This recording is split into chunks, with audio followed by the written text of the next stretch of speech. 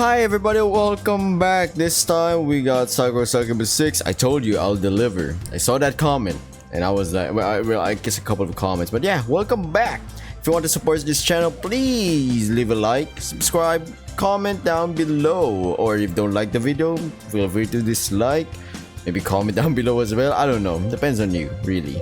But yeah, let's get back to the game. Sorry if the first part is like there's the settings and whatnot, but you know, it's just, it is what it is. And that's the music, the classic Sakura Succubus music. Yup. I'm dreaming, or at least I think I'm dreaming. My body feels light, like I'm drifting through the ocean, my weight even more insubstantial than a jellyfish's. I glance about me, my eyelids fluttering, but I can't see much of anything. It's pitch black. It feels a bit like I'm falling through a void. I reach out trying to grab hold of something, and as I do, I hear a voice calling to me from somewhere within this darkened abyss. I have to like alt tab and check if I'm recording. Hiroki! That is you, isn't it, Hiroki? I've missed you so much! It's not like I care about you or anything, dummy, but well, it has been a while, I suppose. That's Ayu, I think. Make that two voices. Ah, I blink. Oh wait, no, that's like no, like in pain. I blink. My eyes widen. What? My eyes widen. Sorry for the mistake. The darkness about me dissipates, and then. Well, what an opening. What an opening right here. Okay. I see them standing in front of me, two women that I know very well. One of the women has short cyan hair, while the other sports long, ostentatiously long, or so I've often thought, pigtails. Both these women are wearing skimpy outfits which come complete with fluttering bat-like wings and twitchy tails, and they both have horns sprouting from their scalps. They're very pretty. Downright adorable in fact, but it's obvious at a glance that they're not ordinary women. They aren't even humans. They're both succubi, not that anybody else knows about this. To the world at large, these women are Ikue Ayu and Cosmos Moretti. Ayu, a famous idol, and Cosmos, a popular rapid pound star. They're both well known. Ayu for releasing cutesy songs which sell like hotcakes, and Cosmos for posting photos of herself online wearing, well, not very much. Though these girls have legions of adoring fans, I know Cosmos has even more rapid pound followers than Ayu does, a fact which has caused Ayu no end of irritation. None of their fans know about their real natures. They belong to the streets. No, I'm just kidding. It's in their nature. They're succubi, you know, it's like, it's natural. I think I might be the only guy in Japan. No, the world who knows what they really are. Ayu and Cosmos were born as succubi, and they both answer to the ruler of the succubus realm, Yue. They both possess magical power, but they can only use their powers if enough humans adore them. While succubi can maintain their forms in the human realm by being intimate with other humans, they can also sustain themselves by being loved, which in other words requires them to be, you guessed it, popular. Most succubi therefore have positions of importance, be it as singers, models, actresses, sports stars, or successful CEOs. I know a lot of succubi, and each of them falls into one of these categories. But I'm getting ahead of myself. I'm with Ayu and Cosmos now, so I'd better focus on them. Is it just my imagination? Since this is a dream, I suppose this is all a figment of my imagination. Or do they look a little sad? Ayu's mood changes all the time, so seeing her frowning isn't too unusual, but it's rare for Cosmos to look so dispirited. The pair of them are holding my hands, Ayu taking the right, Cosmos the left. They stare at me, their jewel-like eyes fringed with long lashes, and say, "Don't get the wrong idea, alright? It's not like I came to check up on you, because I've been missing you. I really couldn't care less. Not at all. I was just wondering how you've been." "Oh, you're so useless. I can't imagine you know how to get along without me." Now, Ayu, don't be like that. I know you wanted to see Hiroki too. You told me yourself. You don't have to lie about your feelings all the time. Doesn't that make you sad? Ayu pouts and turns her nose up in the air. Like you care about my feelings? But I do care about them. You know I do. We're best friends for a reason. Best friends? Ayu scowls. Since when were we friends? Full stop, let alone best ones. You're getting way too ahead of yourself, Missy. Hey, you two. I look between Ayu and Cosmos, perplexed by their disagreement. This is a dream, right? I was certain this was a dream at least, but Ayu and Cosmos' interactions feel way too realistic for that. I might be a photographer, but my imagination's not this good. I can't conjure up arguments as insane in Ayu and Cosmos on a dime. As inane in Ayu and Cosmos on a dime, sorry. What's going on? I'm asleep, aren't I? Oh yes, that's right. You are asleep indeed. Then this is a dream? Not necessarily. I beg your pardon? I blink. If I'm asleep, then this must be a dream, mustn't it? It's a dream, yeah, but that doesn't mean this isn't real. Cosmos and I are here, and we're talking to you, just not with our physical bodies. Still, Ayu gives my captive hand a squeeze. It feels realistic enough, doesn't it? It sure does. This is getting kind of freaky. Then are you both talking to me in my sleep? Bingo, you're right on the money. Wow, I shake my head, or I guess my dream self does. In actuality, my body is still lying in bed, curled up beneath my sheets. I think I get it. You must be using your succubus powers to speak to me, right? Exactly. I thought we should utilize them every once in a while, else you'd forget what we really are. Cosmos and I are succubi, don't forget. We have abilities you puny humans could only dream of. Well, I am dreaming right now. I reply with a wry smile. So, what's up? Something must be important for the pair of you to drop in like this in the midst of one of my REM cycles or REM cycles. You must have something major to tell me if you can't send me a text or an email. You're right about that. I use my phone a lot, but there are some matters so important only face-to-face communication can cut it. I'm an awkward person, so I prefer talking online, but when it comes to you... Cosmos leans towards me, her breath warm upon my cheek. You're special, Hiroki. I like you so much, I would far rather be able to see your face when we speak. Talking across a long distance doesn't feel right. Wow. I shiver, a little perturbed by Cosmos' closeness. It really does feel like I'm standing with Ayu and Cosmos face to face. To face? Having a conversation to be exact. Though, given the nebulous nature of our surroundings, I'm not sure where we're standing exactly. Somewhere in the void? The void has gotten awfully sparkly though, since Ayu and Cosmos saw fit to materialize themselves. I wonder if that's their doing. I like this, it feels more intimate. Intimate is one word for it, yeah. Personally, I think this whole experience is a little freaky, but, well, I thought the same thing after Cosmos broke into my house at one time. What's breaking into somebody's subconscious after pulling a stunt like that, I should be used to this kind of thing. So did something happen? Yes, it did. Ayu missed you. She said she couldn't stand not being able to see your face, so she came to see me and... Hey, Cosmos! Ayu glowers at Cosmos, her pretty features twisting with obvious embarrassment. Don't tell Hiroki that. He doesn't need to know. But he has. As his girlfriends, shouldn't we tell him the truth? You might be content to be this loser's girlfriend. If I wasn't so used to Ayu's acid tongue, I might make umbrage at being called a loser. I know Ayu well enough. However, to know that she's not being serious, at least, well, not wholly.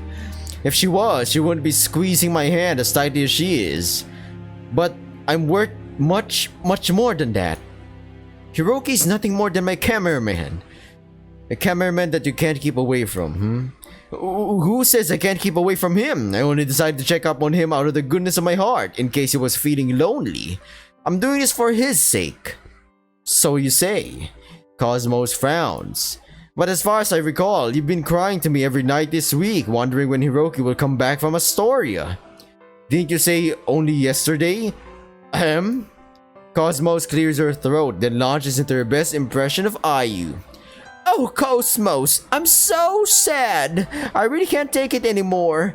Hiroki's been gone for so long, he'll definitely fall for another girl. He's so handsome and he smells so good. I bet all the European succubi will flirt with him and then... Shut up! A scowling red-faced Ayu retorts while slamming her foot against Cosmos. This might be a dream, but I guess our bodies have some sort of heft to them, and the ability to feel pain too, because Cosmos yelps. Hiroki doesn't need to know all of these things. It isn't relevant. Besides, you're exaggerating. I'm not that insecure. Hey, Ayu. Noticing Ayu's discomfort, but how can I not? It rolls off her tongue like waves. I caress the top of her hand. You don't need to feel ashamed about your feelings. You can confide in me. I won't judge. What? Are you sure? I'm quite sure. I like talking to you, and I've gotta admit, I was missing you and Cosmos a little too. You were? Ayu looks at me skeptically. But why? Haven't you been busy spending time with Hifumi and Hazel and Marina and that fancy European princess? I'm surprised you have enough time to think about me at all. Of course I've been thinking about you. You and Cosmos are important to me, and while I won't lie and say I've not been having fun in Astoria, I'm looking forward to be reunited with you. You don't have to worry about that. If you're checking up on me because you're afraid I might have gotten bored of you, then there really is no need. My feelings for you aren't going to change, not that easily. Really? Ayu's brow furrows. But didn't you agree to go on a date with that princess girl? Well, about that. I don't bother asking Ayu how she knows about my plans with Stephania. There's no point. Since Ayu's a succubus, there's a non-zero chance that she might have read my mind. I don't see the point in trying to deny this either, not when it's the truth. I need to take this in my stride. I am going on a date with Stephania, yes. Stephania? Ayu scoffs. I can't believe you're on a first name terms with a princess. How shameless can you be? Huh, I quite like it. I'm glad my boyfriend is so desirable. Steffi has good taste. And now you're calling her Steffi? Though you've never even met her, you're being awfully overfamiliar, aren't you? But though I like Stephania and I think she's cute, our relationship won't diminish the feelings I have towards the pair of you. You'll always be my favorite idol, Ayu. Not that she's up against particularly stiff competition, given I'm not big into idol music. And you'll always be my adorable girlfriend, Cosmos. That I reckon will have a bigger impact on Cosmos than calling her my favorite nude model. So you can both rest easy. No matter where I am or what's going on in my life, I'll never get bored of you. Really? Shyly, Ayu glances at me. Do you mean that? Every single word. The three of us can go on a date together if you want when I get back to Japan. Would you like that? A date? Cosmos stares at me, her eyes sparkling, her tail, I can't help but note, twitches at this prospect like a puppy's. That sounds like fun! I want to go on a date with you, Hiroki. It feels like it's been a long time. I'll have to pick something cute to wear. Don't be stupid. You don't own any cute clothes, only shameless ones. Shameless clothes can be cute too. Nuh-uh, you expose far too much skin. You ought to be careful or Hiroki will think that you're easy. I'm not easy. I'm very selective when it comes to my partners. I've only ever dated Hiroki before. You're just too difficult, Ayu. You need to learn to say what you really think or you'll never be happy, which is a shame. As your bestie, I want you to thrive. I wish you'd can it with the bestie stuff, really. Ayu pouts. And I couldn't care less about going on some stupid date. I'm not about to get excited by something so simple. As a mature lady. Ayu, mature? Please, even disregarding her general attitude, the way she dresses is way too cutesy to be a grown-up. I have sophisticated tastes. I'm not happy about this at all, but... well, Ayu demurs as I knew she would, her eyes are fixed upon mine. I appreciate the effort, I suppose. Thank you for always being so thoughtful, Hiroki. I'm glad you don't think I'm being too clingy. And I look forward to seeing you when your trip from Astoria is over. I hope you have a good time. I'm sure I will, and I wish you the same too. Don't miss me too much, Kay. As if I would. Don't get too ahead of yourself. I'm not crazy about you or anything. Here, Ayu's voice drops to a whisper. Not that crazy, at least. As for me, I'm not like Ayu. I don't mind being honest about my feelings, so I can tell you this up front. I am crazy about you, Hiroki. You're the best boyfriend in the whole wide world. Now I should go. I need to pick out my outfit for a date. Let me help you with that. Do you want to? Cosmos beams. That's so nice of you, Ayu. I'm not being nice, moron. I'm just worried if I let you choose an outfit on your own, you'll end up in something completely, utterly unfitting. Just like that stupid cat-made bikini you wore to my beach house. What? I thought my bikini was cute. Your sense of cute is rather different from everybody else. Your tastes are utterly bizarre, like JoJo's. Ayu snorts. If the three of us are going to go on a date together, I'd like you at least look like a normal person. I don't want us getting a lot of stares. Is it bad if people stare at me? Yes, it is! We're not meant to draw attention to ourselves, stupid, and besides, it's embarrassing. I don't want people to think I'm friends with a weirdo. So are you admitting that we're friends? Yes, I mean... Ayu hastily backpedals, her face flush. No, we're not. I don't care about you. Not at all. Cosmos is even more familiar with Ayu and her mood swings than I am, giggles. That's really nice of you, Ayu. I'm glad you care about me so much. I don't. Stop putting words into my mouth, you dummy. Cosmos and Ayu both begin to fade from view, taking Ayu's one-sided bickering along with her. I guess the dream they sent me is coming to an end. And with it, my consciousness begins to return. Alright. We're still in Astoria. We gotta remember that, folks. I blink, my eyelashes trembling, and then... Sarah, Mr. Ogasawara, are you awake? Is that Elizabeth? Ah! Yup, fancy stuff. Oh, a little bit more detail, huh? I start my eyelids widening, so as roughly I find myself pulled into the world of the living. Though in this case, shaken might be the most accurate word to use. I can feel a pressure about my shoulders and fingers curled against my skin. My body shifts up and down, not at last of my own volition. The back of my head hits against my pillow with a dull thwomp. It feels a bit like I'm enduring an earthquake. I blink, white spots flaring momentarily across my vision, then stare. The blurriness about the fringes of my vision eventually dissipates, and when it does... Wow, Mr. Ogasawara. I eventually see what, or in this case who, was causing my discomfort. A very pretty, almost porcelain face hovers above my own, in which are set a pair of bright red irises lined with full white lashes. This doll-like face is framed with masses of curly hair, which tumbles about a pair of slender shoulders clad in a black dress. A few strands of this loose hair brushes against my cheeks, almost like an embrace, which makes me shiver. I know, of course, who this face and who this hair belongs to. This is Elizabeth, last name redacted, a maid who works in the service of the Astorian royal family.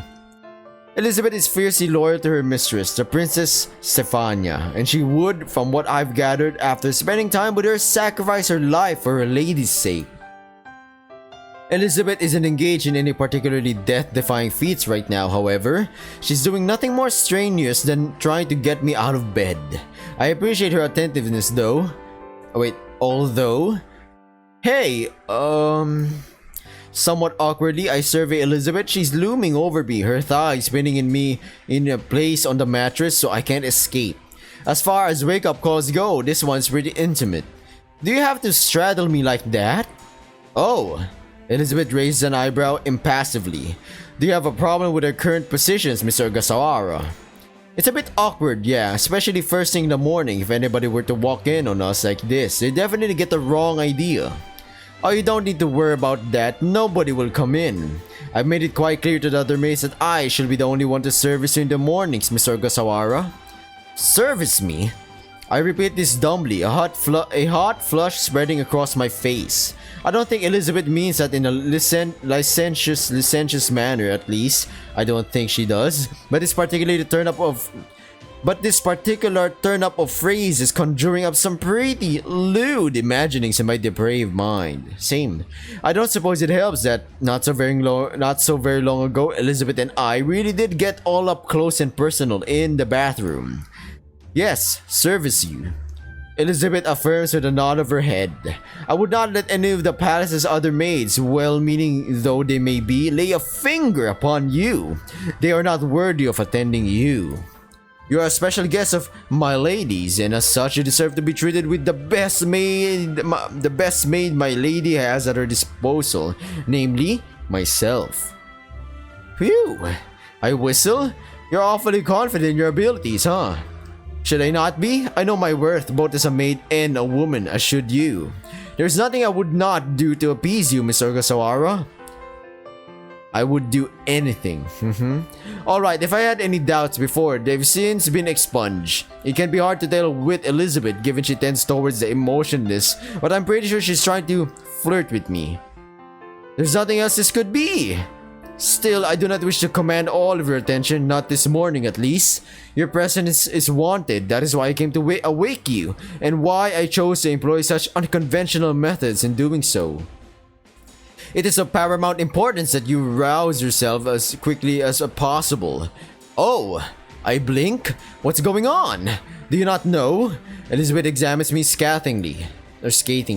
My lady is waiting for you, and I'm sure you do not wish to keep her on tenter hooks. I spoke to her the night prior, and it seems she is most looking forward to your date today.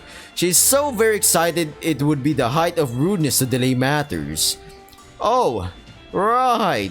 I nod, realization at long last dawning. I think I must have been pretty out of it for this to slip my mind. That hyper-realized dream I had about Ayu and Cosmos, planted as I can now perceive by Ayu and Cosmos themselves, must have scrambled my mind. I can remember everything now, though it's all falling into place. Still, I understand that, though I didn't know Stephania wanted me to take her out on a date today, we didn't make any concrete plans. I didn't realize that my lady was being serious. Elizabeth narrows her eyes. Please do not tell me, Miss Ogasawara, that you made this promise with my lady willy-nilly with no intention of actually upholding it. My lady has been eagerly anticipating this date all morning. She was so excited, in fact, she awoke at the crack of dawn when the clock had only but struck 6:00 a.m. Turning her down now would be an act of utmost cruelty, akin to crushing her poor fragile heart beneath your unworthy heel.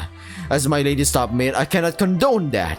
If it caused my lady pain, then I should amplify said pain twofold and inflict it upon you. If God is my witness, you shall be crushed, Miss Ogasawara. Elizabeth's pale fingers sink into my shoulders just hard enough to hurt. Do you want me to insert pins beneath your fingernails, Mr. Ogasawara? Jesus, that's painful. I imagined that already.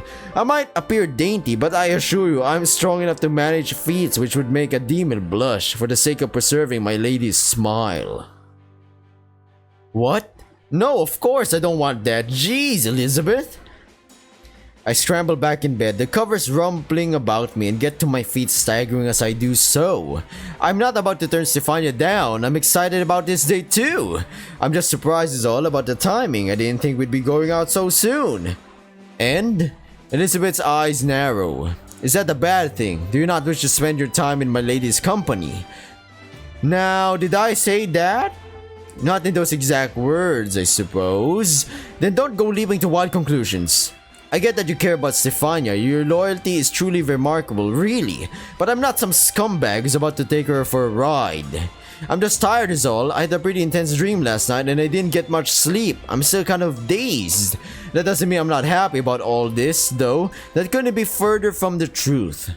I think I'm a pretty fortunate guy, all things considered, that a cute girl like Stephania has taken such an interest in me. If I seem hesitant about all of this, that's cause I can't help but feel like I'm not worthy of spending time with her. Damn, this guy's smooth.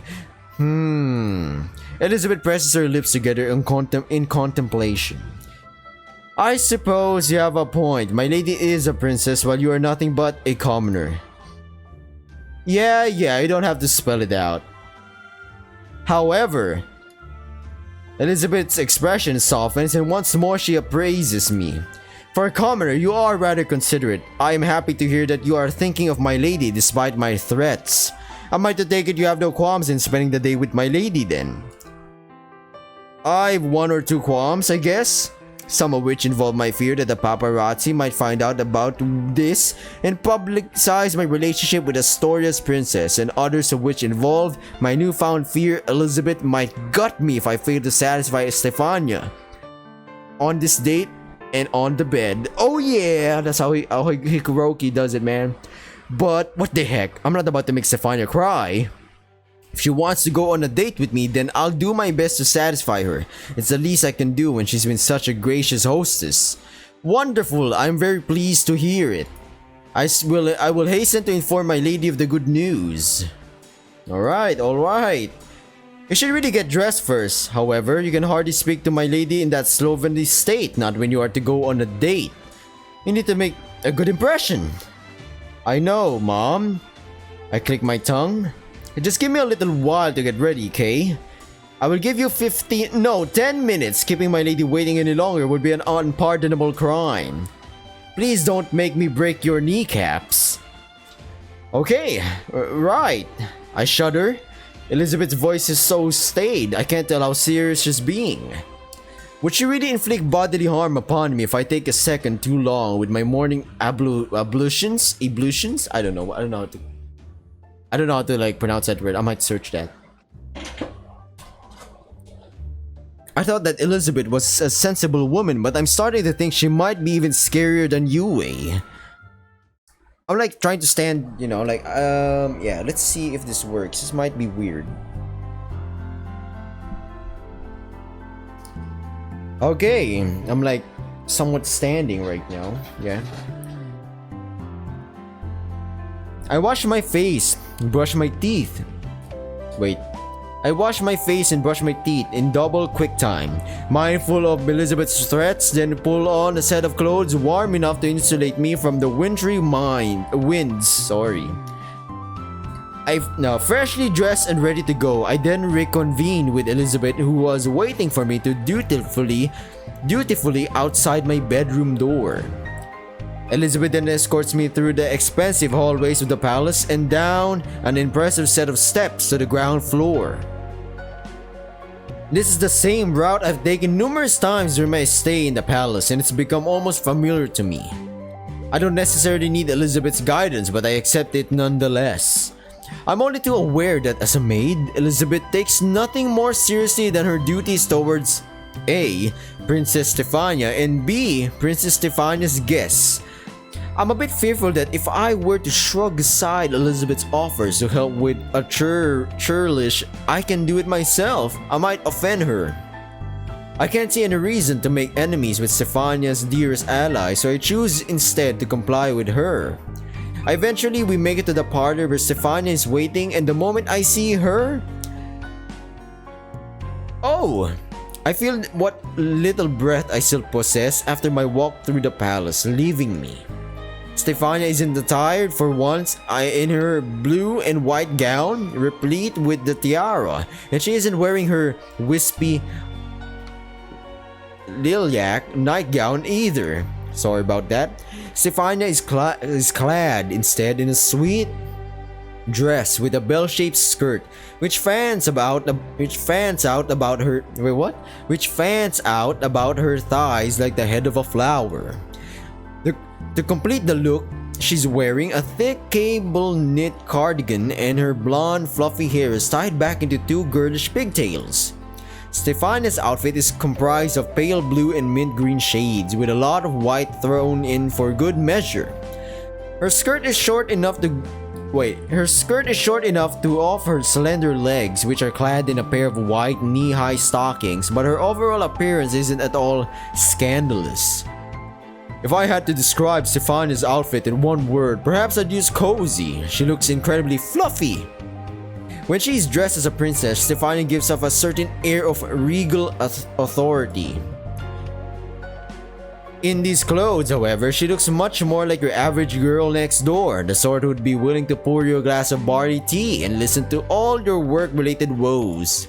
Aw, she looks pretty, that much is undeniable, but it's in an innocent, unassuming sort of way which makes my heart melt. I thought sorry about this. I thought Stephania looked good in her nightgown, but I think I might have to reassess my previous opinion. This outfit makes it apparent that she does in fact look good in everything. Oh, Hiroki! Stephania greets me shyly when I enter the parlor, both her hands clasped at her front. She didn't seem at all abashed last night after she happened upon me in her night clothes, but now she looks much more self-conscious. She's so awkward, in fact, she's having genuine trouble meeting my eye. I wonder why. She's actually wearing more clothes now than she was last night. Why then is her fiancé so flustered? It is very good to see you. What do you think of my outfit? I think you look great. I answered without pause, earnestly enough. I'm not sure what else there is for me to say, really, other than more bombastic, you look freaking amazing. Which would probably embarrass Stephania more than she is already. Do you really think so?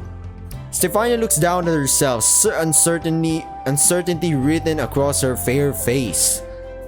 I'm not accustomed to dressing in clothes such as this. In the palace, I usually wear fancy gowns and dresses that my mother picks out for me, and of course my tiara. Without all my finery, I feel somewhat naked. Elizabeth assured me as she helped me dress this morning that all girls wear clothes such as this when they go on dates, but I am uncertain. I know so little about the world outside the palace, it's impossible for me to say what's normal and what isn't. This dress, Stephania picks at the hem of said dress. Do you think it's too short for me? And I'm gonna be like, it's fucking awful. It's Stephania, it's awful. I'm about to break her heart, man. I'm like, it's disgusting, you know. No girl wears those clothes, fam. No, you think normal people wear those clothes? No, I'm just kidding. I think it could be even shorter. What you gonna say? Stephania so good, I think her skirt could do even, but I don't say this, I own it. Oh wow, what a wussy, man. What does he say? What does he say? What does he say? What does he actually say? Okay, alright, let's go back. I don't wanna fight Elizabeth, my man. Hiroki got those scrawny arms. No, it's fine. I reassured Stephania while smiling. Okay, I'm sitting down now. I just couldn't, I need some blood flow, you know. I reassured Stephania while smiling. I think it's the perfect length. Do you really think so? Okay, I'm still recording. Good. And my voice is good. Alright. It is somewhat short, yes, but that is simply how women wear their skirts nowadays. It is a fashion statement. Were the hem any longer, you would be taken for one with no knowledge of modern trends. You don't want to look like your grandmother, Lady Gertrude, do you? Oh no, perish the thought. Good heavens! I would like to look hip and trendy. Yeah, what's up my fellow kids? You know, what's up my fellow adults? You know, trendy? Is that what the youths of today say? Be? But I think there should be some limits. Stephania continues to tug at the hem of her skirt, all the while wearing an expression which borders on anguish. A sudden gust of wind would be enough to expose everything. I guess there's a possibility, yeah, but don't worry. If you're scared about exposing too much, I can lend you my coat. It should be able to cover most of you up. That is very kind of you, but would that really be alright? Sure, we're going on a date, so it's my job to see to it that you're comfortable. My coat is yours for the taking should you ever need it. You only have to ask, my lady. I drop Stephania an exaggerated bow. I'm only joking really, but Stephania seems to make my words in earnest because she smiles. Why? Thank you, that's very kind of you. I feel a lot better now. I'm still a bit anxious about this outfit. It sits so very strangely on me, but well, I suppose that is the point. I asked Elizabeth to sew me something quite unlike my usual clothes so nobody would recognize me. This is part of my disguise. Oh, did you make this outfit yourself, Elizabeth? I did, indeed. My lady asked last night that I prepare suitable clothes for today's date. Not wishing to disappoint her, I stayed up all night researching various fashion trends and collating them in order to craft something that would show off all her charms. Once I had a pattern down, I set to work procuring the fabrics from our stores and sewing everything together. I'm sorry, I just tried that. I just tried that. The way I read that, yeah. Horrible. I was kept so busy I had but a scant hour of sleep last night. An hour? My eyebrows shoot up my forehead in surprise. That's kind of intense. Aren't you tired? Somewhat, yes. My own feelings of exhaustion, however, are immaterial. I am merely happy to see my lady looking so lovely as I knew she would. If she asked, I would gladly give up all my sleep for her sake. That is the extent of my feelings for my lady. She deserves nothing less being so charming. I agree, Stephania does look cute in her outfit. Yeah, we can all agree on that one, right? Sleepy viewers, sleepy bees. Let's go. I'm gonna end this video right here. I guess I'm gonna take a breather for this video. Hopefully you liked the video. Hopefully I've, quenched the thirst for SakuraSuccubus, videos. Maybe, I don't know, some other people do it. But yeah, thank you for watching. Subscribe, like, comment, share to friends and loved ones. It's greatly appreciated. I'm not asking you to pay me money. Remember, this channel is demonetized. Yeah. But yeah, screw it. I'm gonna keep doing it. Bye. Stay safe. Keep on doing what you're doing. That's good for the world. Whatever. Yeah. Good luck.